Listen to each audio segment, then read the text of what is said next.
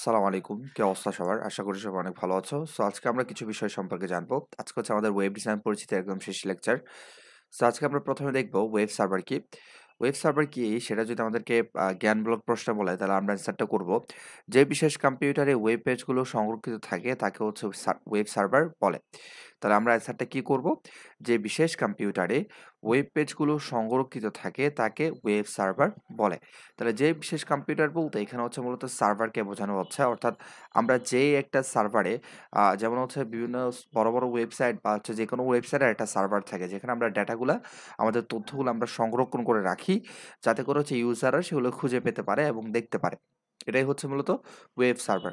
Web server এক বিশেষ ধরনের হার্ডওয়্যার ও সফটওয়্যারকে বোঝায় যার সাহায্যে ওই সার্ভারের সংরক্ষিত কোনো তথ্য বা উপাত্ত ইন্টারনেটের মাধ্যমে অ্যাক্সেস করা যায়। তাহলে এখন আমরা দেখব ওয়েব হোস্টিং কাকে বলে। তাহলে ওয়েব সার্ভারে ওয়েব পেজগুলো সংরক্ষণ করাকে ওয়েব হোস্টিং বলা হয়। যেমন যদি হচ্ছে আমি একটা ওয়েবসাইট ক্রিয়েট করি, আমার ওয়েবসাইটগুলো ক্রিয়েট করার সময় আমার একটা ডোমেইন নেম কিনতে হবে এবং হচ্ছে হোস্টিং কিনতে হবে। হোস্টিং মানে হচ্ছে আমার ওয়েবসাইটের ডেটাগুলা কোথায় আমি জমা রাখবো, সেটাই হচ্ছে মূলত হোস্টিং। যেমন আমরা হোস্টিং এর ক্ষেত্রে আমরা দেখি যে ১ GB, ২ GB, ৫ GB, ৬ GB, ১০ GB এটা আরকি। যেমন আমাদের ফোনেও কিন্তু এরকম একটা হোস্টিং দেওয়া আছে সেটা হচ্ছে Google ড্রাইভ। আমরা কিন্তু ড্রাইভে আমাদের তথ্যগুলা জমা রাখতে পারি। আমাদের ফোনের স্টোরেজ যদি নাও থাকে কিন্তু ড্রাইভে এগুলা জমা হয়। তার মানে এই ড্রাইভ কিন্তু একটা জায়গায় আমাদের ড্রাইভে যে তথ্যগুলো সংরক্ষণ করা হয় সেগুলো গুগলের সার্ভারে সংরক্ষণ করা হয়। ঠিক আছে? ওকে। এরপর এখানে কি বলা হচ্ছে? আ এখানে একটা হচ্ছে চিত্রের সাহায্যে উদাহরণ দেওয়া আছে। একটু দেখে নিতে পারো। এটা হচ্ছে মনে করো ইউজার, এটা ইন্টারনেট, এটা হচ্ছে সার্ভার। সো ইউজার হচ্ছে ইন্টারনেটের সাহায্যে সার্ভার থেকে খুব সহজেই তথ্যগুলা খুঁজে পেতে পারে। আচ্ছা, সাধারণত ওয়েব ব্রাউজার সফটওয়্যারের মাধ্যমে কোনো প্রতিষ্ঠানের ডাটাবেজ থেকে ডেটা অ্যাক্সেস করে গ্রাহকের কম্পিউটারে প্রদর্শিত হয়। যেমন বাংলাদেশের সকল বোর্ড পরীক্ষার ফলাফল জমা থাকে BAN BEIS ডেটাবেজে। মানে এই ডেটাবেজে বা এই সার্ভারে হচ্ছে সবগুলা তথ্য হচ্ছে কি থাকে? জমা থাকে আমাদের পরীক্ষার ফলাফলগুলো। তাই রেজাল্ট বের করার সময় ওয়েবসাইটে প্রয়োজনীয় সকল তথ্য পূরণ করে এন্টার করলে BAN BEIS কম্পিউটার থেকে ওই রেজাল্টটা খুঁজে এনে আমাদের কম্পিউটারে প্রদর্শিত হয়। আচ্ছা, এখন আমরা দেখব ওয়েব ব্রাউজার কি? ওয়েব ব্রাউজার হলো এমন একটি সফটওয়্যার যার মাধ্যমে একজন ব্যবহারকারী যেকোনো ওয়েবসাইটের লেখা, ছবি এবং অন্যান্য তথ্যের অনুসন্ধান, ডাউনলোড কিংবা দেখতে পারেন। তার মানে ওয়েব ব্রাউজার হচ্ছে এমন একটা সফটওয়্যার। তাহলে আমরা মনে রাখবো যদি আমাদেরকে প্রশ্ন করা হয় ওয়েব ব্রাউজার কি সফটওয়্যার নাকি হচ্ছে ওয়েবসাইট? তাহলে আমরা অ্যান্সারটা করব ওয়েব ব্রাউজার হচ্ছে একটা সফটওয়্যার যার মাধ্যমে একজন ব্যবহারকারী যেকোনো ওয়েবসাইটের লেখা, ছবি এবং অন্যান্য তথ্যের অনুসন্ধান, ডাউনলোড কিংবা হচ্ছে দেখতে পারেন। তাহলে কোনো ওয়েবসাইটে অবস্থিত লেখা এবং ছবি একই অথবা ভিন্ন ওয়েবসাইটের সাথে হাইপারলিংক থাকে বা হচ্ছে আন্তঃসংযোগ থাকে। যেমন আপনি ধরেন হচ্ছে আ মানে ওয়েব ব্রাউজার হচ্ছে সার্চ করে আপনি কি করলেন যে আমাদের যে এনসিটিভির হচ্ছে যে মানে বইয়ের যে হচ্ছে একটা ওয়েবসাইট আছে, হ্যাঁ? বিভিন্ন কিছুর সেখানে আপনি ঢুকলেন। কিন্তু সেখান থেকে আবার আপনি চাইলে অন্য একটা জায়গায় একটা লিঙ্কের সাহায্যে অন্য একটা ওয়েবসাইটে কিন্তু সহজে চলে যেতে পারবেন।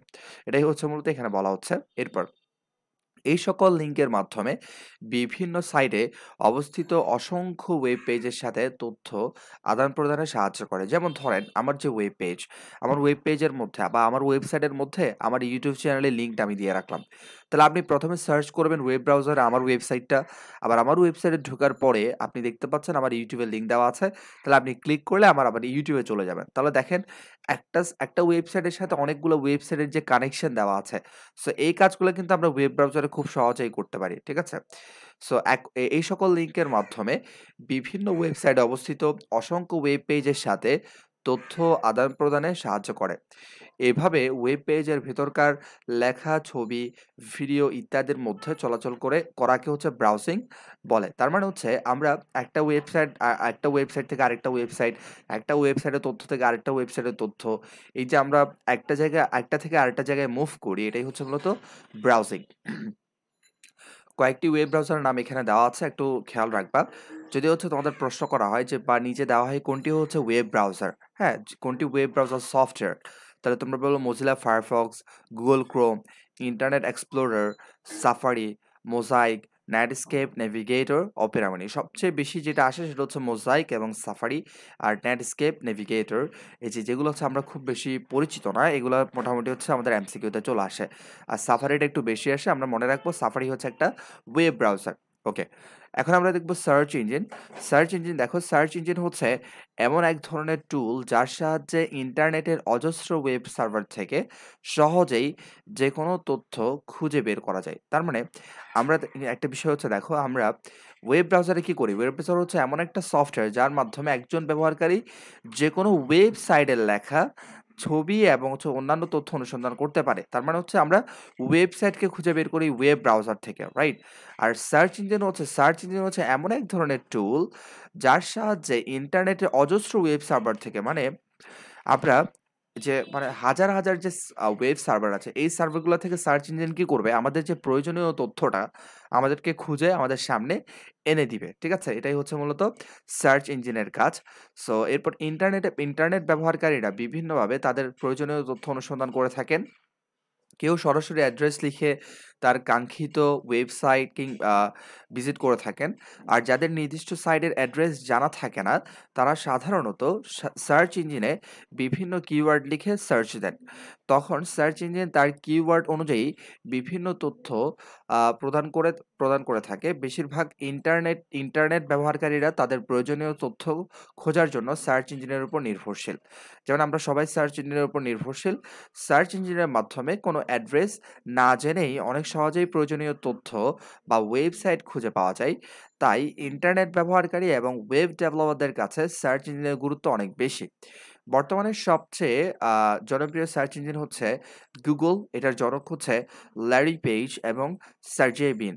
আর ইয়াহুর জনক হচ্ছে জ্যারি ইয়াং এবং হচ্ছে ডেভিড ফ্যালো। যদিও ইয়াহু খুব একটা ইউজ হয় না। এরপর আছে বিং। এই দুটো আমরা খুবই কম ইউজ করি, যে ইয়াহু এবং বিং। সবচেয়ে যেটা বেশি ইউজ করা হয় সেটা হচ্ছে গুগল। হ্যাঁ, ওকে। এরপরে আমরা দেখি যে ওয়েব পোর্টাল বিষয়টা একদম খুব সিম্পল একটা বিষয়। আমি জাস্ট হচ্ছে এখানে ওয়েব পোর্টাল কাকে বলে সেটা বলে দেই, দেন হচ্ছে একটা চিত্রের সাহায্যে আমি বুঝাই দিব।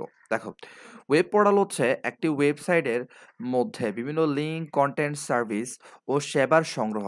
একটা ওয়েবসাইটে যে আমি আমার গ্রাহককে সেবা প্রদান করার জন্য এই যে আমি যে সেবা যুক্ত করলাম, বিভিন্ন তথ্য যে আমি আমার ওয়েবসাইটে উপস্থাপন করলাম, এটাই হচ্ছে মূলত ওয়েব পোর্টাল। তাহলে ওয়েব পোর্টাল হচ্ছে একটি ওয়েবসাইটের মধ্যে বিভিন্ন লিঙ্ক, কনটেন্ট, সার্ভিস ও সেবার সংগ্রহ, যা ব্যবহারকারীদের তথ্য জানানোর জন্য সহজভাবে উপস্থাপন করা হয়। মানে ইউজারদেরকে সহজভাবে তথ্য জানানোর জন্য ইউজ করা হয়। অর্থাৎ আমি ইউজ করব আমি ক্লায়েন্টকে সেবা দেওয়ার জন্য। ঠিক আছে? সো এখানে একটা হচ্ছে উদাহরণ দেওয়া আছে, যেমন কোনো এয়ারলাইন কোম্পানির ওয়েব পোর্টাল হতে পারে ফ্লাইটের সময়সূচি জানা এবং টিকিট বুকিংয়ের ব্যবস্থা থাকতে পারে। তাহলে হচ্ছে যেমন হচ্ছে তুমি ঢুকলা, যে ঢুকার পরে তুমি হচ্ছে দেখতে পাচ্ছ যে এই সময় হচ্ছে কাদের ফ্লাইট আছে। তারা হচ্ছে এই সূচি থেকে বের করে নিতে পারবে। এরপর মনে করো টিকেট বুকিং এর জন্য একটা মনে করো ব্যবস্থা আছে। সো ধরো এটা একটু আমাদের বাংলাদেশের জাতীয় তথ্য বাতায়ন ওয়েব পোর্টাল হচ্ছে এটা। এখানে দেখো, এখানে যদি তুমি ঢুকো, এখানে কিন্তু অনেক তথ্য দেওয়া আছে, যেমন ই-সেবা, সেবা খাত, ব্যবসা-বাণিজ্য, বৈদেশিক বিনিয়োগ, আইন বিধি, তথ্য তথ্য বাতায়ন। সো অনেক কিছু দেওয়া আছে। এই যে এগুলাতে ঢুকে যে তুমি সেবা গ্রহণ করবা, এটাই হচ্ছে মূলত ওয়েব পোর্টাল। অর্থাৎ একটা ওয়েবসাইট হচ্ছে অন্যান্য অনেক তথ্য দেওয়া আছে ইউজারদেরকে সাহায্য করার জন্য। আচ্ছা, এরপর সর্বশেষ টপিক হচ্ছে আমাদের ওয়েবসাইট পাবলিশিং। এটা খুব সিম্পল বিষয়। ওয়েবসাইট পাবলিশিং এর জন্য কি করতে হবে? ওয়েবসাইট পাবলিশিং এর জন্য ৪ টা ধাপ আমাদের করতে হবে। প্রথম হচ্ছে ডোমেইন নেম রেজিস্ট্রেশন করতে হবে।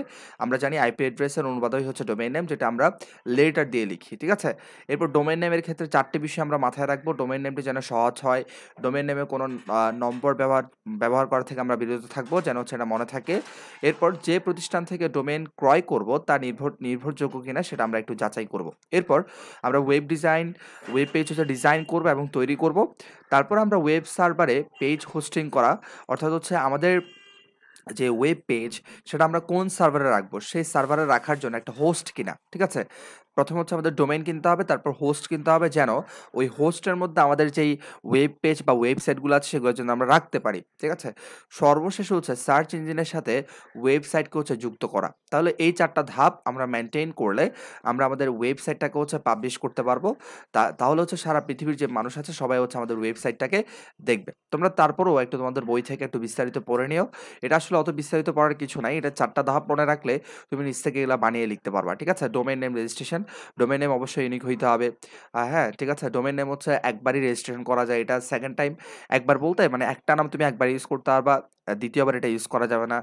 এরকম আরকি। এরপর হচ্ছে তোমার ওয়েব পেজ ডিজাইন ও তৈরি করা। এরপর সার্ভার কিনা মানে ওয়েব পেজ ওয়েব সার্ভারে হচ্ছে পেজ হোস্টিং করা। মানে পেজটাকে হচ্ছে ওয়েব সার্ভারে রাখার জন্য আমাদের একটা হোস্ট কিনে হোস্টে রাখতে হবে। এরপর হচ্ছে সার্চ ইঞ্জিনের সাথে আমাদের ওয়েবসাইটটাকে সংযুক্ত করা। সো এই হচ্ছে বিষয়। এটুকু হচ্ছে আমাদের ওয়েব ডিজাইন পরিচিতির অংশ ছিল। এইটুকু পর্যন্ত দেখলে আশা করি তোমাদের ওয়েব ডিজাইন থেকে ক এবং খ প্রশ্নে যা প্রশ্ন আসুক খুব সহজেই তোমরা উত্তর করতে পারবা। সো আমাদের মোটামুটি হচ্ছে আজকের লেকচারে হচ্ছে আমাদের HTML এবং ওয়েব ডিজাইন পরিচিতি শেষ। এইটুকু পর্যন্ত যারা দেখবে ইনশাআল্লাহ তোমাদের ৪র্থ অধ্যায় থেকে যা প্রশ্ন হোক সবগুলো হচ্ছে খুব সহজেই তোমরা উত্তর করতে পারবা। সো ঠিক আছে, তোমাদের সাথে আবারও দেখা হবে পরবর্তী কোনো ভিডিওতে। ভালো থাকো। আসসালামু আলাইকুম।